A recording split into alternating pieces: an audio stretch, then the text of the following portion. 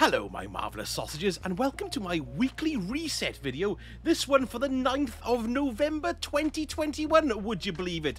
Now I've just been talking to my strangely behatted chums here, and usually we go through what we're going to have from the gunsmith and also all the armour that's around the place, but would you believe this week there isn't a single piece of armour that meets Bungie's minimum criteria for not being rubbish. So there's not a single piece of armour that's over 59 or a single individual stat that's over 26. So there's no point in looking at any of them because they're all crap. So what we're going to do is have a look first of all at what Banshee's got to offer. Sorry folks, I'm off. Enjoy the whiskey. So let's stick our face in his face and see what he's got. Well, we've got the False Promises auto rifle. We've got Eye of the Storm, which becomes more accurate when boost handling as your health gets lower, not bad. Dynamic sway reduction as well, improve accuracy while continuously holding down the trigger. And it's got appended mag, increases your magazine size. And we've also got high caliber rounds, which gives you a slight range increase. And then we've got arrowhead brake, which greatly controls recoil and increases handling speed. And then full bore, massive person who absolutely bores the arse off you, greatly increases range, decreases stability, and slightly decreases handling speed. Next, we've got the Night Watch. I just bought the set. I bought that twice now by pressing the wrong button. Bloody hell. Rampage. Kills with this weapon temporarily grant increased damage, 3 times stacks for that. And we've also got Threat Detector, increased reload stability and handling when enemies are in close proximity. Not that great on a scout rifle, to be honest. Appended mag increases magazine size, or tactical mag slightly increases stability, slightly increases magazine size. And then we've got full bore, which gives you a nice range increase, which is always good on a scout rifle. And then polygonal rifling, which increases stability. Not a bad little roll, not brilliant. Right, let's have a look at the Wishbringer shotgun. This is a rapid fire frame, which is always very handy. It's got Rampage on it again, which is always a decent perk on a shotty. We've got Pulse Monitor, automatically reloads a magazine and improves weapon handling when critically wounded, even when this weapon is stowed. Nice little perk that, I suppose. Appended mag, again, increased magazine size, and this one, light mag, slightly increases range. And then we've got the chance of Smooth Bore, smooth shotgun barrel, greatly increases range at the cost of more projectile speed. Not a bad little trade-off that, or you've got a Barrel Shroud, increases stability and increases handling. I like this scout rifle, the Eternal Blaze on. It's got Disruption Break on it, so you break an enemy's shield with this weapon and it makes them more vulnerable to kinetic damage. And then we've got Rapid Hit, rapid precision hits temporarily increase stability and reload speed.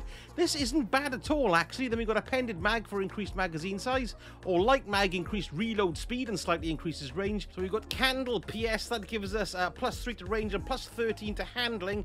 And then we got Spark PS, which gives us +6 to range and +9 to handling. We've got a nice roll of this Temptations hook here. We've got Vorpal Weapon, of course, increases damage against bosses, vehicles, and guardians when their supers are active. That's a great one. This is a caster frame as well, which means you launch an arc attack. This is a great sword if you don't already have one. Then we've got Relentless Strikes, landing 3 light attacks within a short time, grants sword ammo. Nice combo there. We've got the Balanced Guard as well, which isn't rated so much, but we do also have the Sword Master's Guard, which is rated as a generally good perk to have on a sword because it gives you +20 to stability and defense, +10 to charge rate and charge time, +50 to inventory size, and +30 to efficiency.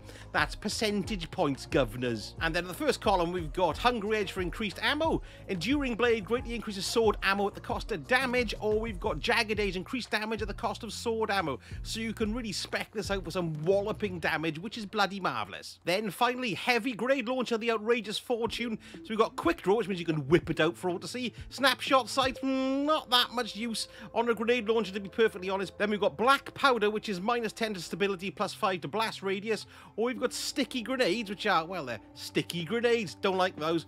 And then on the front end, we've got Linear Compensator, which is +5 to stability, velocity, and blast radius. Or Smart Drift Control, which sounds like something you should have in a car, really. But it's +10 to stability, handling, and then +5 to velocity and recoil. So all in all, this week for Banshee, this is basically a god roll. And if you haven't got one, pick that one up. Now, what people have been pointing out to me, and this is really bloody weird if you ask me, but these weapons, they stay the same all week with Banshee, but the rolls change. How weird is that? So that God Roll Temptations hook will only be around for 24 hours, so pick that one up today, and then pop back tomorrow after reset, and you'll be able to see different rolls on these babies as well. Let's have a quick look at mods. Today, we've got a backup mag, so increases your magazine size, and then we've also got Quick Access Sling. Swap weapons much faster for a short duration restoration after emptying your magazine.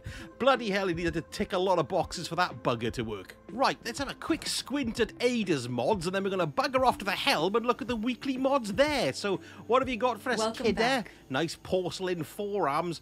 We've got hand cannon scavenger. Hand cannons use special ammo, get bonus reserves when picking up special ammo. That's great. Ooh, we've also got supercharged as well. You can have 2 additional stacks of light up to a maximum of 5. Very handy, that one too. So if you haven't got either of those, don't forget, pick them up. Right then, to the war table and see what we've got to stick in our bits and bobs here. Interact. Yes, please. Okay, let's have a look. We've got elemental ordnance. Defeating a combatant with a grenade spawns an elemental well. Very handy. And we've got elemental charge. So you become charged with light by picking up an elemental well. Excellent thing to get. Pick that baby up if you don't have it. Now, the splicer, the old servitor splicer, has exactly the same mods every week, so there's no point in going to check there with the old septic one-eye, but let's stagger drunkenly down these steps and see what's going on here. Nothing to see here. Hick. Right, let's go here and into this. Come on, interact, for goodness sake. Right, let's check here. Okay, we've got melee well maker, which is fabulastic. When you punch people in the face, they drop wells. Elemental time dilation. Elemental wads that grant you time. Elemental wads? Elemental well mods that grant you time-limited benefits can now stack, increasing the duration of the effect. That's not a bad little mod at all, actually. Then we've got Well of Ordnance. Picking up a solar elemental well grants you additional grenade energy. Very handy. I believe this is Bountiful Wells. It basically duplicates the mods. So if you've got Melee Well Maker on and you stick this on, you'll get 2 more elemental wells spewing out of it. And then we've got this one, Well of Restoration. Picking up a stasis elemental well grants you additional energy for your ability that has the lowest energy. Multiple copies of this stack. All very good there. Some nice ones to pick up. That's a good one, Bountiful Wells. Get that one if you haven't got it. Now, because we've got no armor to look at, I thought today we'd come and have a look at Spider's daily material exchange to see if there's anything worth it. Let's have a look. What have you got for us, big boy? Well, of course, we have these normal things, which are bloody expensive. You can buy Glimmer for 10 legendary shards, which ain't bad. I'd advise you to do that if you haven't already got it. Look, you can stick your Glimmer up there. Let's just do some of that. What have we got here? Ooh, legendary shards for Dusklight shards. Anything for legendary shards is well worth getting a few of those. Let's have a look here. Legendary shards for some data lattice. That's excellent. Ooh, 5,000 Glimmer for the ethereal spiral, bugger that, and 5,000 for the glacial stalwart. So my recommendation is come here, top up your Glimmer, top up some Dusklight shards, and top up your data lattice. It's great. Now to the Eververse. There's some really interesting things for Bright Dust this week. Let's get in and have a look. So first of all, we've got Reef Regalia for 300. It's a shade. I haven't got it. Isn't that quite nice? Oh, I like that. I'm buying that baby. Let's buy it. Purchase. Thank you very much. What else have we got here? Up in smoke transmat effect. That's not too bad either, is it? Whooshing. I quite like that. And then we've got this. Archangel's Might. That's for this season. Very few people have this at the moment. And it is a very pretty ship, isn't it? But I might hold off on buying it because there's another one here that I actually want a bit more. I don't know. Well, anyway, 2,000 Bright Dust. That's not too bad. Then we've got the Fiddler's Dance emote. Come on then, give us a bit of a fiddle. That's quite nice, isn't it? And I quite like... You can imagine the devil went down to Georgia playing behind him there, can't you? Yeah, that's not too bad. Excellente. And then we've got our normal boons, you know, we don't really care about those. Let's go to the Bright Dust screen. We've got the Rochambeau, 4,250. That's bloody expensive. Oh, I see. So we do... Oh, look, so you actually get to play a game. That's pretty cool, isn't it? I wonder if it's different each time. Doesn't seem to be, but it probably is. If you've got it, let me know in the comments. Okay, the Warlock ornament we've got here. We've got the induction ceremony. Crikey, that looks bloody great. Look at that. That's very nice. What that's for? That's for the Storm Dancer's Brace. Very pretty indeed. If you ain't got that one, I'd get it. For the Titan's ornament, it's called Mind Vault for the insurmountable Skull Fort. That is excellent looking. Bloody hell. Oh, I love the look of that. Oh, that's really, really nice. And for the Hunter, we've got Charmed, I'm sure, which is for the Liar's Handshake. Let's have a look.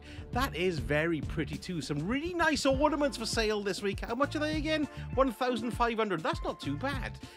Okay, Izanagi's Shell. That's a very sexy looking ghost shell as well. To match your Izanagi's burden. Bloody lovely. Hey, some good stuff this week. This is the one I'm thinking of buying. The Black Peregrine. Oh, I like that. I prefer its lines. Oh, I don't know yet. All right, let's go. This is the one taken from that Nicolas Cage film, Gone in 1 Minute. Then we've got Internal Combustion, which is an ornament for the Lament. There we go. Makes it look like a car engine, really, which is pretty cool. Look, you can see all the cylinders and valves and things. That's excellent. And then we've got the Riven Projection. Sorry, indie trumps everybody. And then we've got a Seaver Emergence. Oh, that's quite nice. It's quite alien-y, isn't it? I know it's Seaver, but you know what I mean. Nightmare Emergence. Was that like a... Yes, there we are. I can't be asked, really.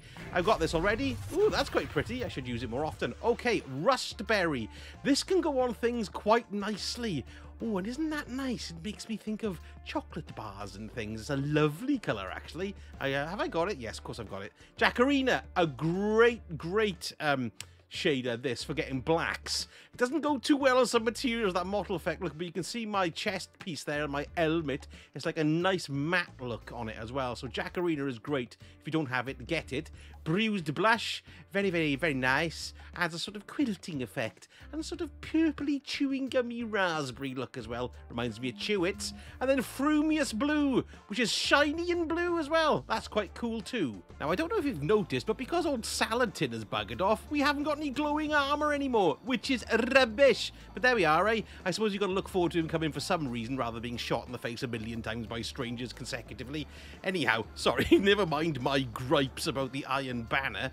I'm working on a video about all the sparrows that are available to actually earn in-game. So they're not Eververse purchasable. There's stuff that you can try and earn in-game. And now I'm going to get that to drop tomorrow if all goes well. Crossity fingers, because there's quite a bloody lot in there. And don't forget, if you enjoyed the video, please give me a like and a subscribe. That would be fantastic. And leave a comment below talking about any old cobblers. I don't mind. Thank you so much for watching, and I shall speak to you all again very soon. Sausage.